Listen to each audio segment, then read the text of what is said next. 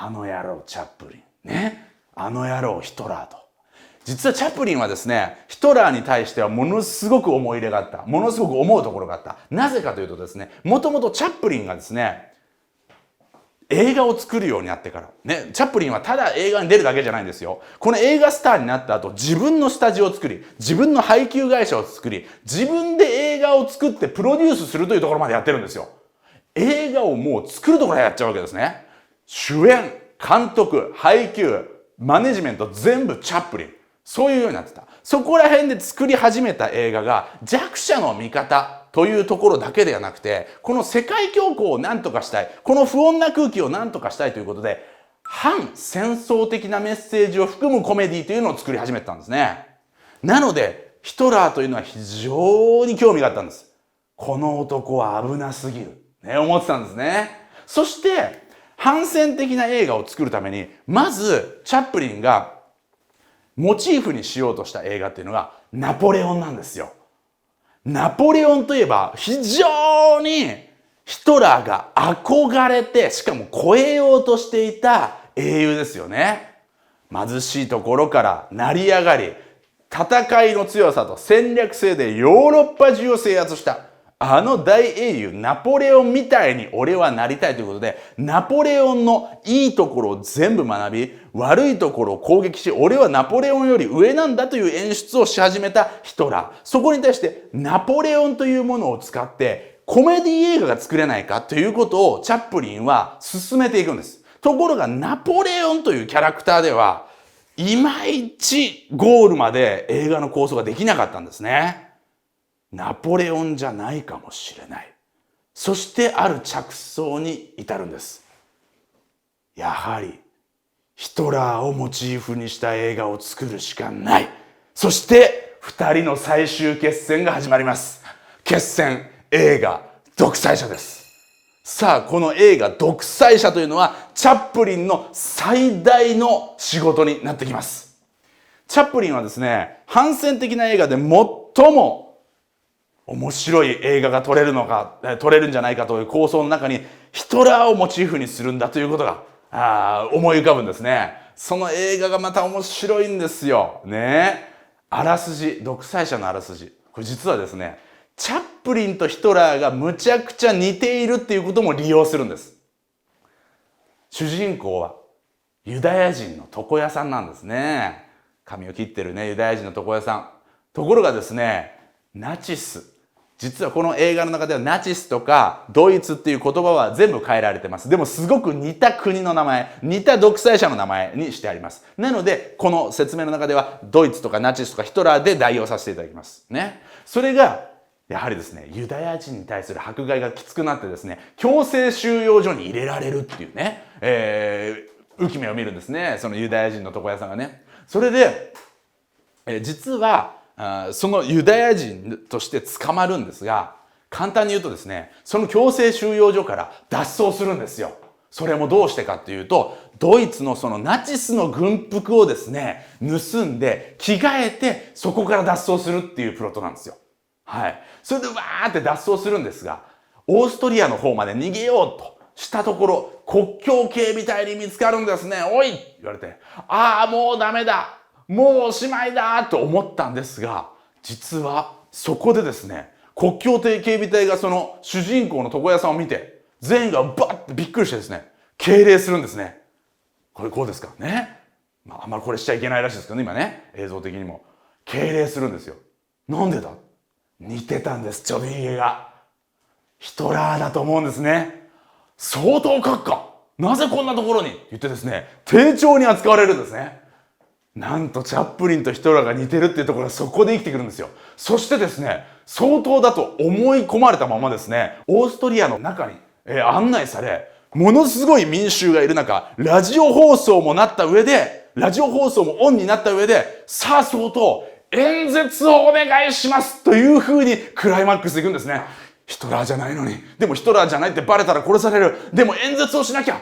震える面持ちでですね、そのユダヤ人の床屋がですね、みんなの前で全国に向かってラジオ放送と聴衆に向かって演説を始めるというのがこの筋なんですね。ところがこの演説というのが最初は恐る恐る、しかしだんだんと熱気を帯びて、私は皇帝になんかなりたくないんだ、戦争なんかするべきじゃないんだ、もうド迫力の反戦、反ユダヤ人差別、ユダヤ人も黒人も白人も関係ない、兵士たちよ、なんでそんな風にしてるんだ、利用されてるだけだ、そういうですね演説を始めるんです。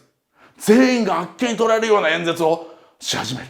それがこのストーリーなんですね。面白いと思いませんか？この独裁者という映画を作っているぞというですね情報が漏れ聞こえて、どうなったか、なんととてつもない困難に遭うんですね。チャップリン、その映画を撮るのはやめろ。あらゆるところから言われるんですね。もちろんナチスやイタリアからも妨害行動を受けて、ドイツやイタリアではもうチャップリンの映画を配給禁止だし、次回作に関してはとんでもないね、他国の為政者をあげつらうようなプロパガンダ映画を作ろうとしているとチャップリンはというですね、ものすごい情報をですね流されちゃうんですね。そしてその時のハリウッド、アメリカ側もですね難色を示すんですね。なぜかまだ戦争が始まってないんですよ。第二次世界大戦が始まる前に作ってるんですね。だからユダヤの強制収容所のシーンっていうのはこれチャップリンの予言なんですよ。絶対こういうことをやるだろう。実はチャップリンはナチスドイツがその後ですねソ連にも攻めていくぞとかですね、条約を全部破って侵攻を始めるとかですね、ユダヤの強制収容所を作るというのはですね全て想定して作ってたんです。だから後から見たら全部当たってるって、それがチャップリンの天才性でもあるんですね。でもそんな映画を作ってる。でもまだ同盟国なんですよね。まだ戦争が始まってないわけですから、いやいやドイツ他国のね、その時まだですねアメリカやイギリスもですねナチスっていうものがどういうものか正式には判断してなかったんですよ。というのもドイツがものすごく経済的に困窮している、誰か強いリーダーが現れてドイツを立て直した方が世界のためだという風潮があったんですね。なのでイギリスやアメリカでさえも当初ナチスドイツに関しては寛容な見方をしてたんです。そんな中そんなものを作ってる、いやでもあいつはマジでやばいやつですよっていうのをチャップリンは作ってる。やめろと。アメリカからもイギリスからもそんな映画は作ることは許されない、逆風が吹いたんですね。制作人たちもビビるわけですね。チャップリンさん、こんな映画配給する会社が見つかりませんよ。大損こきますよ。ところがチャップリンは折れないんですね。大損をこいたからなんだ、いいか、俺は俺の信じるものを作る。じゃなきゃ何のためにここまで成功し、何のためにここまでお金を稼いだのかわからない。そのために俺は作り続けたんですね。そんな中ナチスが一気に火を吹き始めます。第二次世界大戦が始まるんですね。当初はみんな舐めてるんですよ。どうせあのドイツだろ、負け犬ドイツだろ、勝てるよ、そんなの大丈夫だよ。ところがナチスは電撃戦やるんですね。それは数学の歴史でやりましたね、エニグマですよ。ね、エニグマという暗号機を開発してですね、高度に工業化を進めた。ね。一党独裁になり、工業に力を入れ、そして暗号に力を入れ、戦争のために特化した国を作ってたんですね。もうかつてのドイツではなかったんです。ドイツは一気にフランスを降伏させる。それはヨーロッパ中、いや世界中が恐怖のどん底に入ったニュースだったんですね。フランスが負けた。パリをですね占領されてしまい、パリにですねナチスドイツのトップであるこのヒトラーが凱旋で入ってくるんですね。それはもう恐ろしい映像だったわけです。ナチスドイツのそのトップであるヒトラーはですね、パリを占領した時にですね、ものすごくうっとりするんですね。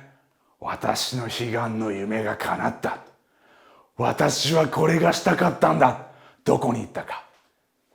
パリにあるナポレオンの棺の前でうっとりとですね、それを眺めるんですね。私はナポレオンを超えた。全世界が恐怖のどん底に陥ったこのパリの占領。その翌日に、チャップリンは最後の演説シーンを撮り始めるんですね。すごいでしょ。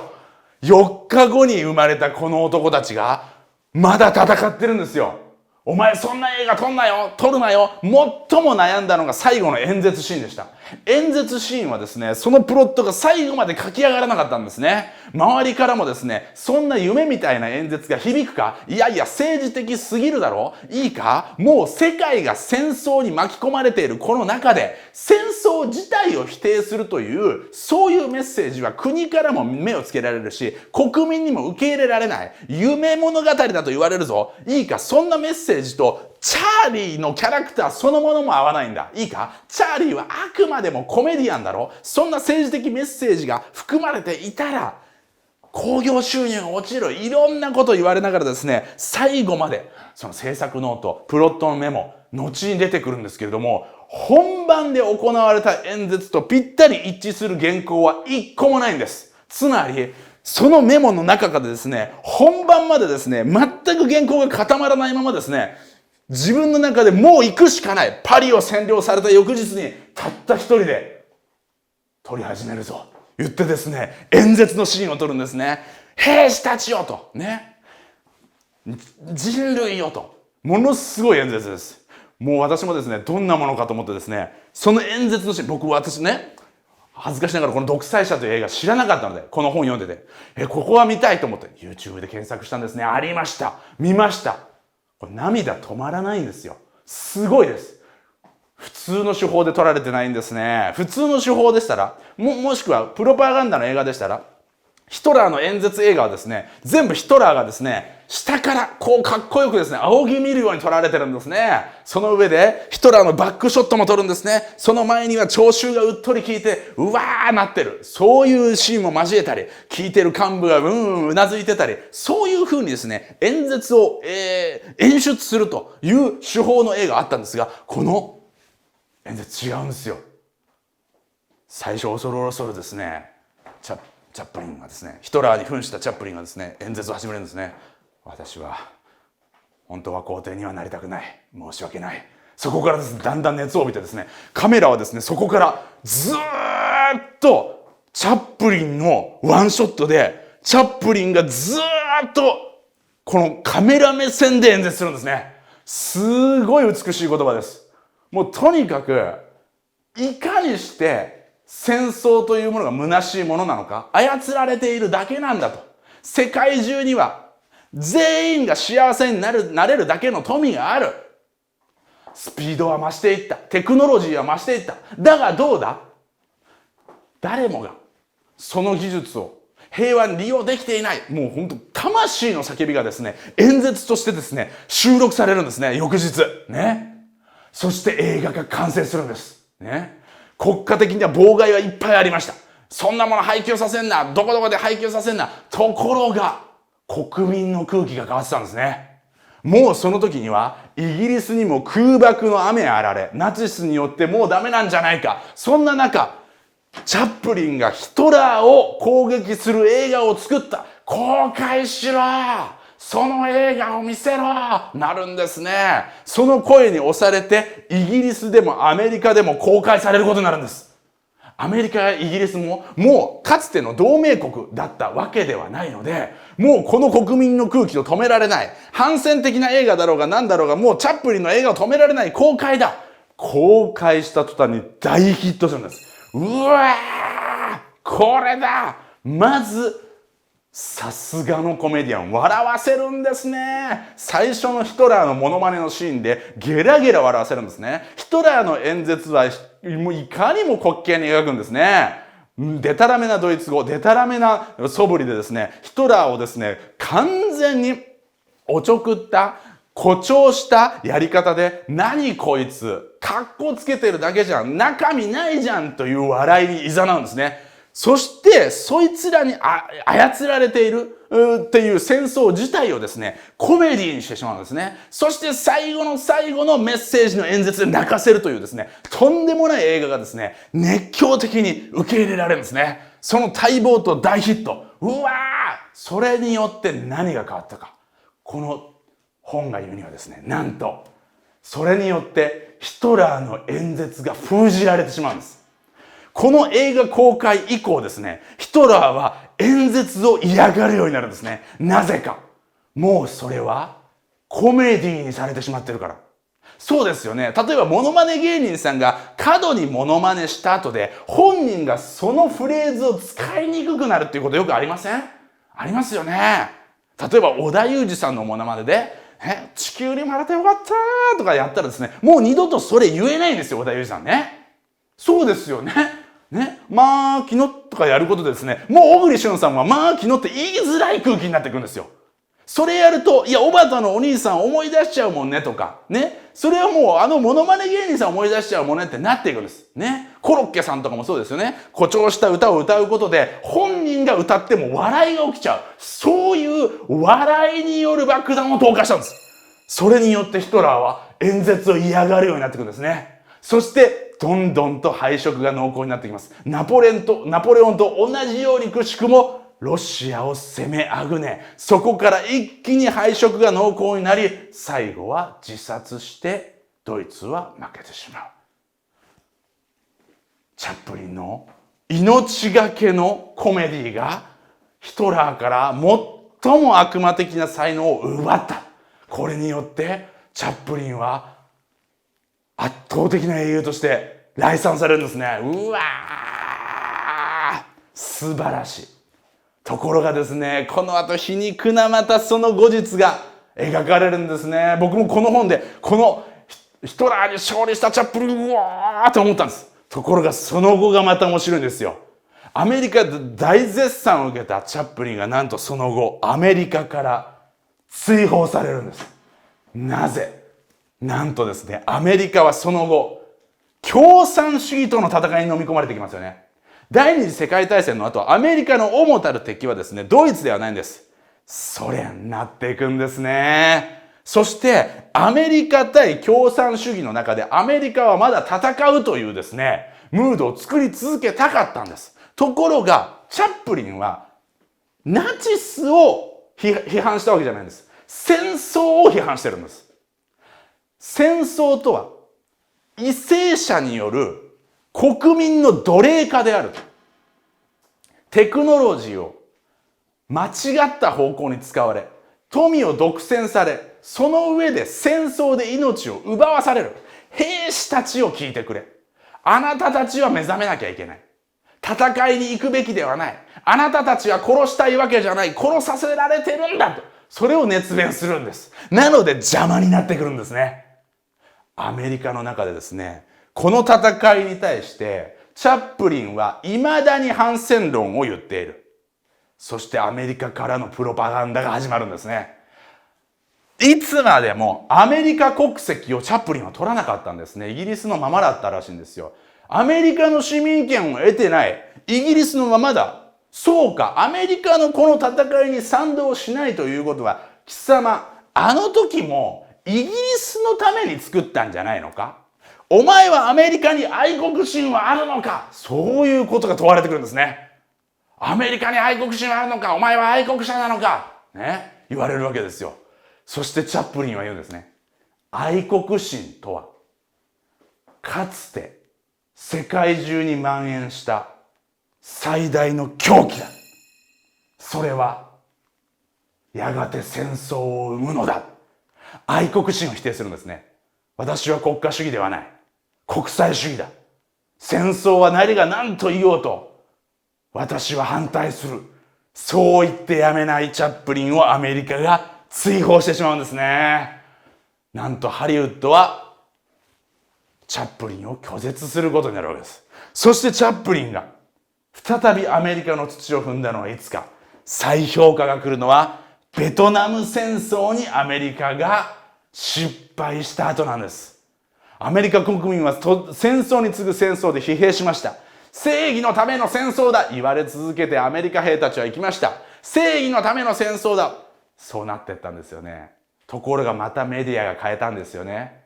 映画の次の新しいメディア、それがテレビなんです。テレビによってですね、戦争の模様が放送されることになったわけですね。現地に記者が行く、テレビカメラが入る、ベトナム戦争の映像が本土に届いてしまうんですね。アメリカのための、世界の平和のためのと言いながら、実はアメリカが共産主義との代理戦争で世界を牛耳ろうとしている様が描かれる。